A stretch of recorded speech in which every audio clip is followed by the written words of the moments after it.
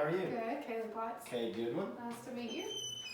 Alright, you'll have a seat. We're going to do your informed consent, a park queue, and we're going to go ahead and do your resting heart rate today. Alright. So we'll start with some paperwork. That's here for you. Alrighty. Here is the park queue. You'll fill that out for me. It's a physical activity readiness questionnaire.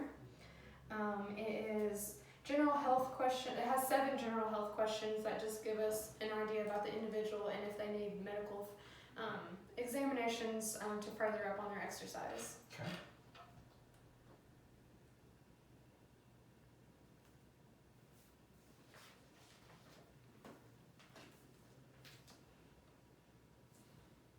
Sign down here. Yeah, so it's on at the bottom, and today's date is April 1st.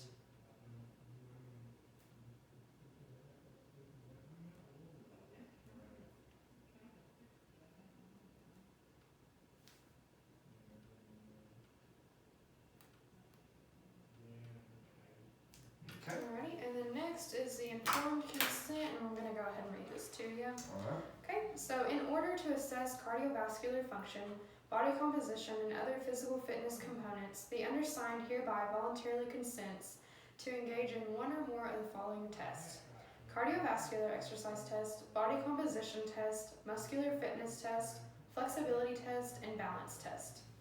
Students in the fitness assessments course in the exercise and sports science department will evaluate pre-screening documents to determine risk factors for heart disease, as well as contradictions to concern cardiovascular and strength training exercise. With the supervision of the instructor, students will conduct a battery of assessments for the client. Students will also interpret the results from the fitness assessments. During the assessment portion and/or the exercise portion, physiological changes will occur as normal acute response. However, in certain cases, these changes can include abnormal blood pressure responses, fainting, irregular in heartbeat, and heart attack. Every effort is made to minimize these occurrences. Emergency equipment and trained personnel are available to handle these situations should they occur. There is a risk of muscular pulls and/or strains, as well as spraining a ligament during the exercise prescription. In addition, you may experience muscle soreness 24 to 48 hours after the exercise session. These risks will be minimized by performing a warm-up exercise prior to the workout session, teaching proper techniques, and applying the progressive overload principle. If muscle soreness occurs, appropriate stretching exercises are here to relieve the soreness, and they will be demonstrated. The fitness testing allows us to assess your physical working capacity and to appraise your physical fitness status. The results are used to prescribe a safe, sound exercise program for you.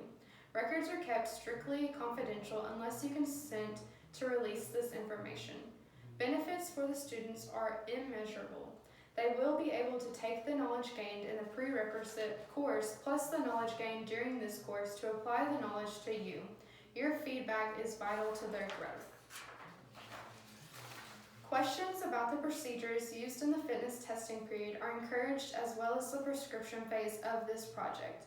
If you have any questions or need additional information, please do not hesitate to ask your trainer or the student to direct comment or questions to the instructor of record. I understand that photos and/or video may be taken during my session strictly for educational purposes and will only be viewed by the student assigned to me and the instructor of record. I understand that I may also request these photos or videotapes at the end of the course. If my video is chosen to be used for educational purposes to this class, my permission will be obtained prior to the class session. Your permission to participate in these fitness tests is strictly voluntarily. You are free to stop the assessment and/or prescription at any point if you so desire.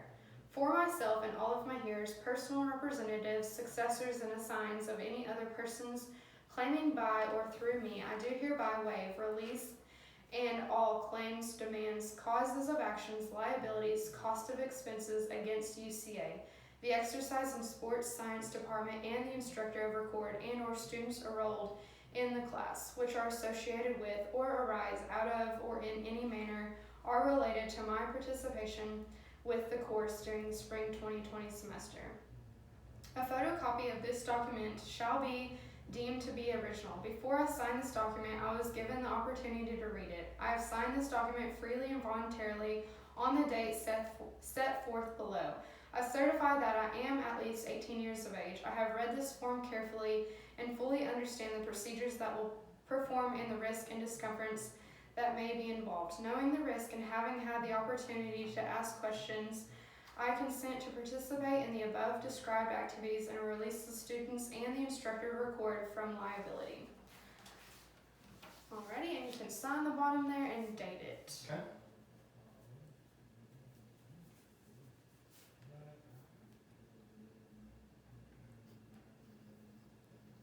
Alrighty, I'll take those and set them aside for you. Thank you. And I'm going to go ahead and give you a copy of the part Q. There's that. You can set aside and the informed consent for any later questions. Okay. Alrighty, and we'll begin the resting heart rate. So it is valuable for us to take resting heart rate. So then we can use these calculations to target exercise heart rates for further submaximal exercises or as well as exercise prescriptions. So we'll use the palpation method, which is used by the index finger and the middle finger on either the radial artery, the brachial artery, or the carotid artery, and we'll feel the pulse in those anatomical positions to get your resting heart rate. So today we're going to begin with your right arm supine, which is your palm facing upward. All right, and we're going to do, I'm going to use my index finger and my middle finger to take your pulse at your radial artery for 60 seconds. So during that time, you can just sit back and relax, and we'll start. Whenever I find it, I'll start at 60 seconds.